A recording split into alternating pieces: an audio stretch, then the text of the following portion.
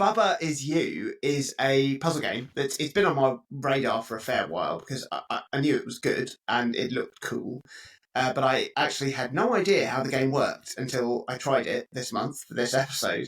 And I really wish I'd played it sooner because it is so clever and it's doing something very different to any other puzzle game I've played, which stretches my brain in a totally new way, a way that I clearly have no muscle for because I am crap at this game at the moment anyway, until I really exercise those brain muscles and finish Blueprints. Yeah, maybe that's the thing actually. I reckon it could be. Yeah. Oh, fucking glue.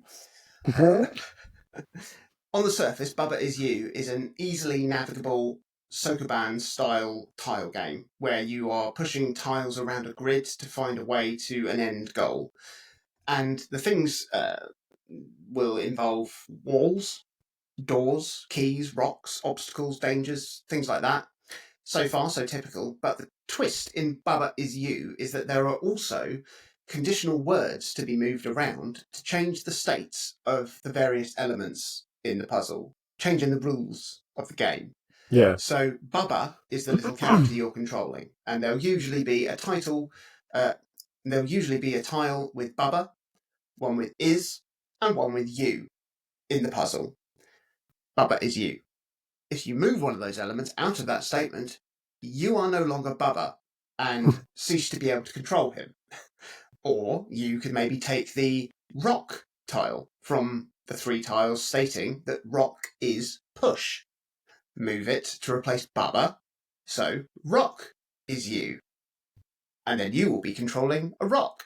Oh, Mario Odyssey. It's perhaps useful when the rock is on the same side of a wall as the goal and Bubba is not. Or you could move the stop tile from the wall is stop statement, so you can just pass right over walls. Or maybe move the wall from that statement to replace Bubba, so wall is you becomes true to allow you to move around as all of the walls in the puzzle. You can also push more words around to make certain elements be more than one thing, like rock is push, running vertically, and rock is open, running horizontally, allowing you to push a rock to a locked door to open it. Oh. The game starts with having a flag is win statement, meaning that you need to get to the flag on the puzzle grid to win the stage, but you can obviously also change then the win conditions if you can't reach flag and have it be wall is win, or Bubba is you running vertically and Bubba is win running horizontally, and then you just win. From the sounds of Bubba Is You from the description so far, it maybe sounds a little bit like Scribblenauts setup, where creative thinking out of the box is enough to find a way to win. But there's actually a lot more limitations in place because most of the puzzles have at least a few of these statements be unalterable. So you can't just say, Bubba is Cthulhu and win every level like you would in Scribblenauts. You really have to find some obtuse ways to make the puzzles work. And it is an incredible brain bend because it's just so unlike any other sort of puzzles I'm used to solving. Like, my brain doesn't automatically see those options and see a way to move those things around because those like unwritten rules of puzzle games are hardwired into my brain. So when I look at a puzzle, I go, yep, that's a puzzle. And I don't even see the wall as a movable option because it's a wall and walls stop you in games. And that's what I've known. Wall is stop. Exactly. 35 years or, well, plus. I wasn't playing games at 3. Shut up. And obviously, like, it's not criticism of the game at all. It's so wonderful when you find a game that makes you think differently. Like how Portal did the first time I played that, or Braid. And it's one I'm definitely going to stick with, especially as I'm playing it on my phone. It works great on mobile. It looks extra good on the OLED display with its stark black backgrounds and, sort of very sort of heavily pixelated sprites. And this art style makes everything really readable, so your brain can focus on solving the puzzle instead of, trying to see what's what. It's a genius concept, Bubba Is You. It's one that actually similar to what you were saying with Harold's Walk. Yeah. Harold's Walk. it speaks to a gamer audience who are much more au fait with gaming and with coding and conditional programming and things like that, which lends then a really great postmodern twist to the game too, because it's a game about subverting the rules of games, and it just works brilliantly. It's fiendishly tricky.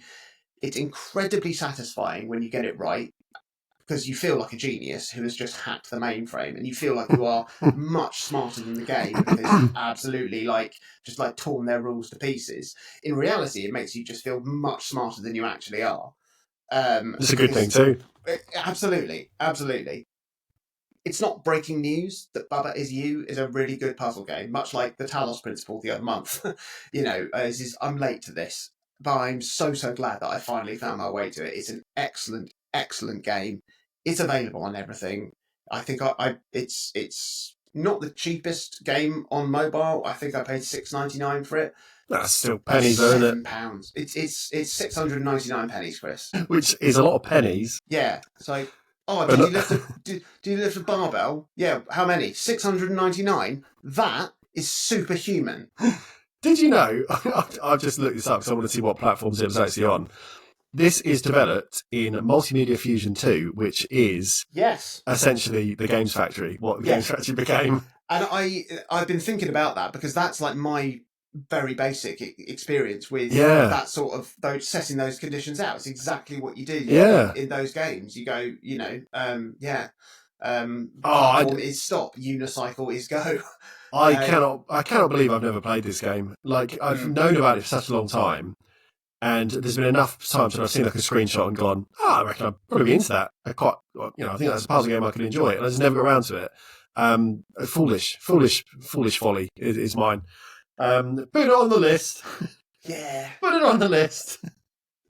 I can sleep when I'm dead.